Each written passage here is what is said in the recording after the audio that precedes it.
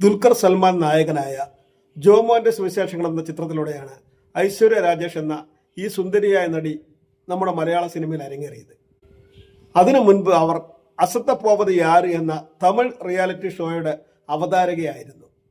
അവർകളും ഇവർകളും എന്ന സിനിമയായിരുന്നു ഐശ്വര്യയുടെ ആദ്യ തമിഴ് ചിത്രം.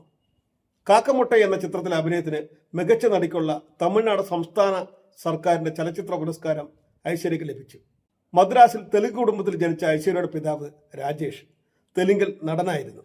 തമിഴിൽ ബാലതാരമായാണ് ഐശ്വര്യയുടെ തുടക്കം. സിനിമയിലെ തുടക്കകാലത്ത് താൻ നേരിട്ട വളരെ മോശമായ ഒരു അനുഭവത്തെക്കുറിച്ച് ഐശ്വര്യ തുറന്നു പറഞ്ഞു. അതിങ്ങനെയാണ്: ഞാൻ അന്ന് ചെറുപ്പമായിരുന്നു. എൻ്റെ സഹോദരനൊപ്പമാണ് അവിടേക്ക് പോയത്. അവിടുത്തെ ഫോട്ടോഗ്രാഫർ അവനോട് പുറത്തിരിക്കാൻ പറഞ്ഞു. എന്നിട്ട് എന്നെ അകത്തേക്ക് കൊണ്ടുപോയി ധരിക്കാൻ അടിവസ്ത്രങ്ങൾ തന്നു. അതിനുശേഷം എനിക്ക് നിങ്ങളുടെ ശരീരം കാണണമെന്ന് അയാൾ പറഞ്ഞു. ആ പ്രായത്തിൽ സിനിമാ മേഖലയിലെ രീതികൾ എങ്ങനെയാണെന്ന് എനിക്കറിയില്ലായിരുന്നു. ഇങ്ങനെ തന്നെ ആയിരിക്കുമെന്ന് ഞാൻ വിചാരിച്ചു. സത്യം പറഞ്ഞാൽ ഏറെക്കുറെ ഞാൻ അതിൽ വീഴാൻ ഇരുന്നതാണ്. ഒരു 2 മിനിറ്റ് കൂടെ അയാൾ സംസാരിച്ചിരുന്നെങ്കിൽ ഞാൻ അയാൾ പറഞ്ഞതുപോലെ അനുസരിച്ചേനെ. പക്ഷേ എനിക്ക് എന്തോ ഒരു സംശയം തോന്നി. എനിക്ക് സഹോദരനോട് അനുമതി ചോദിക്കണമെന്ന് ഞാൻ പറഞ്ഞു.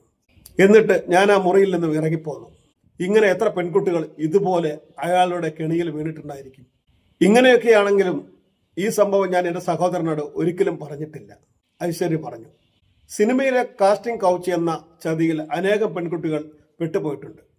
ചിലർ അതിനെയൊക്കെ തരണം ചെയ്തു രക്ഷപ്പെട്ടിട്ടും ഉണ്ടാകാം. ഭാഗ്യവശാൽ ഐശ്വര്യ അത്തരത്തിൽ ഒന്നും പെട്ടില്ല. സഖാവ്, പുലിമട, യായാറാം, ഹെയർ തുടങ്ങിയ മലയാള ചിത്രങ്ങളിൽ ഐശ്വര്യ തന്റെ മികച്ച പ്രകടനം കാഴ്ചവെച്ചിട്ടുണ്ട്.